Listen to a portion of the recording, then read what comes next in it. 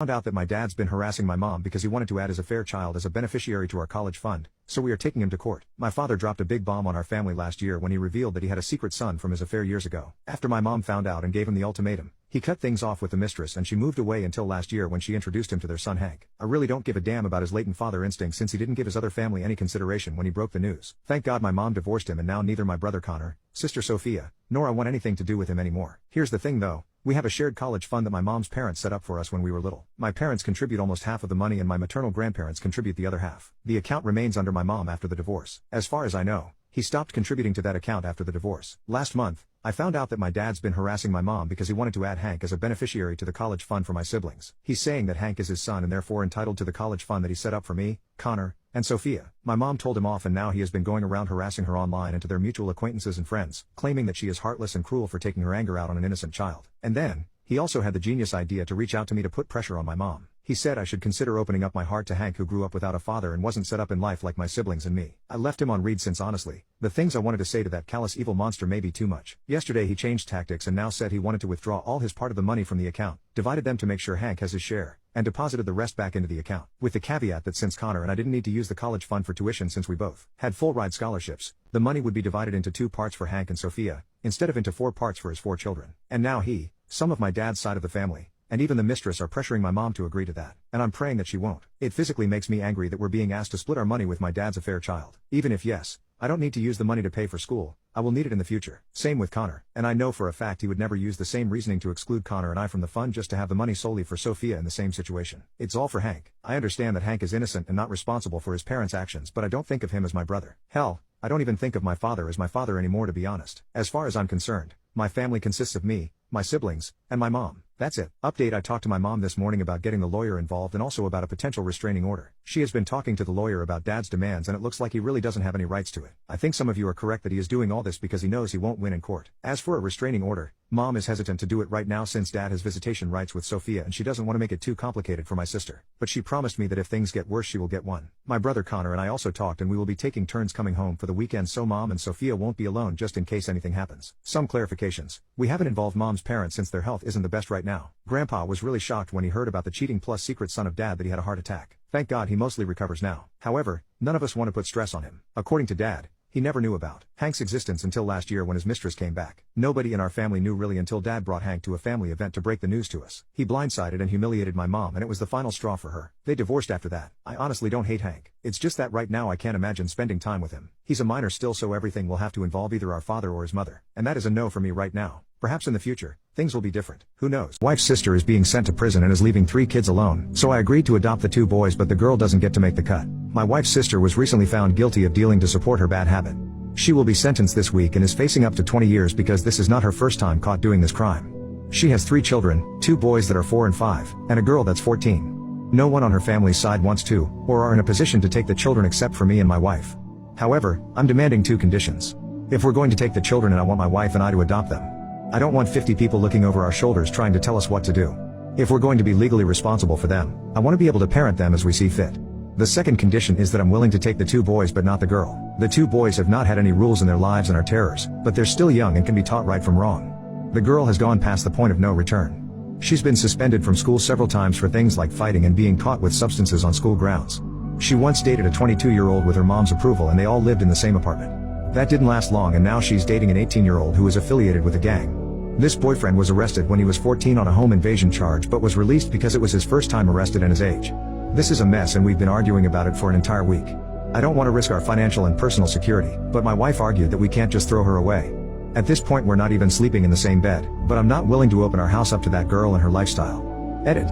I left out a lot of info because I was in shock and still am. We're both in our late 20s and have been married for a little over 2 years. We have no kids and I just graduated with my advanced degree last year. Last month my wife and I had a big conversation about maybe having kids when we're in our mid-30s. So what transpired before this update happened last week, when my wife came home, sat me down, and told me we're taking in 3 kids. This is obviously a bit ahead of the schedule we talked about. I know nothing about adoption laws, CPS, or anything related to raising children, much less troubled children. I knew what was going on with her sister and was told my wife's parents were going to take the kids in. Apparently they decided they are too old to take care of 3 kids. Of everyone in her family, we are the most financially secure and have a house, so when everyone backed out she volunteered without asking me. That was the crux of our argument, until I realized that it was happening with or without my agreement. That's when I told her we can take the boys but not the girl, which started another round of arguments. I've never raised any kids, so I'll know I can't deal with the baggage that the girl will bring into our lives. I can't begin to tell you all how shocking the whole thing is. Sometimes I feel like I'm outside watching my life spin out of control. Update. It's been 2 months since I was thrown this massive curveball. My wife and I couldn't come to an agreement, so I ended up leaving the house and talked to an attorney. Originally I just wanted to insulate myself and my assets from any damages that might be caused. However, after talking to my attorney about our state laws and talking to my family, I moved out and filed for divorce. I still love my ex and know she will be financially strapped to take care of 3 kids, so I signed the house over to her so at least she'll always have a roof over her head. I don't know the exact details, but this is what I've heard through friends. My ex got temporary guardianship of all 3 of the kids. She moved the kids in and registered them at the local schools. The girl was suspended several times. My ex and her niece got into some heated argument about her skipping school and letting boys into the house while the ex was at work. The girl and her friends cleaned the house of all valuables one day while my ex was at work and they left. No one knows where she's at. Her family thinks I'm evil and things would have gone much smoother if I stayed and helped her. I was told that my ex's father and cousins will rip my head off if we ever run into each other. I feel like this was the right decision, as I'm still incredibly young for managing 3 kids, plus I much prefer to have my own biological children.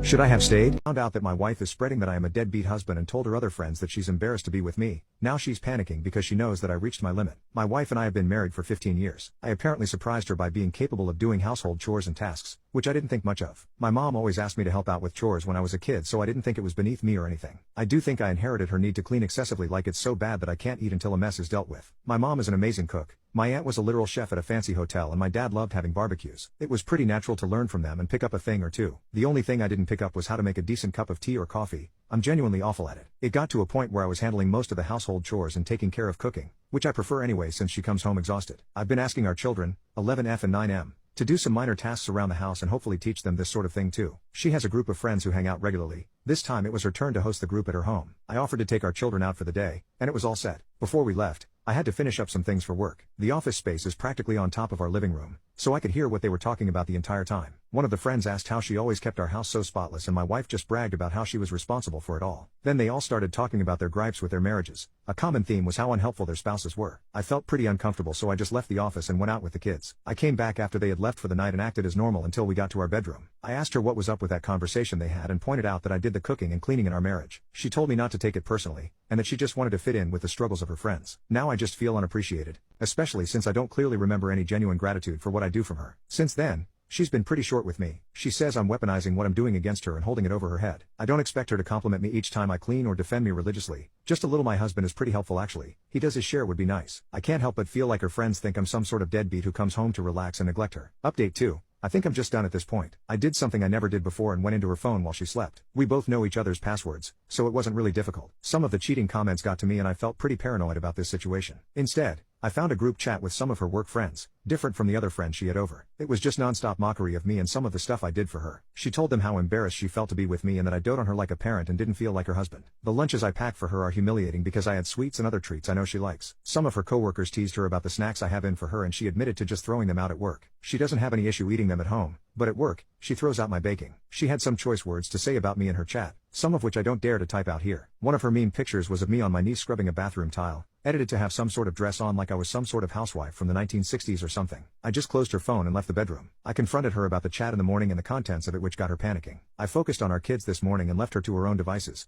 It's not like she would have appreciated a kid's lunch anyway. Now she's texting me like crazy at the office, but I think I lost all respect for her and what she's become. Not only does she find me overbearing and embarrassing as a husband, but then I find out she mocks me to her friends and exposes some sensitive relationship issues to her group chat. This will probably be the last update, since I don't think she can come back from this. We just celebrated our 15th anniversary last month too. I feel like a loser now after seeing what my wife actually thinks of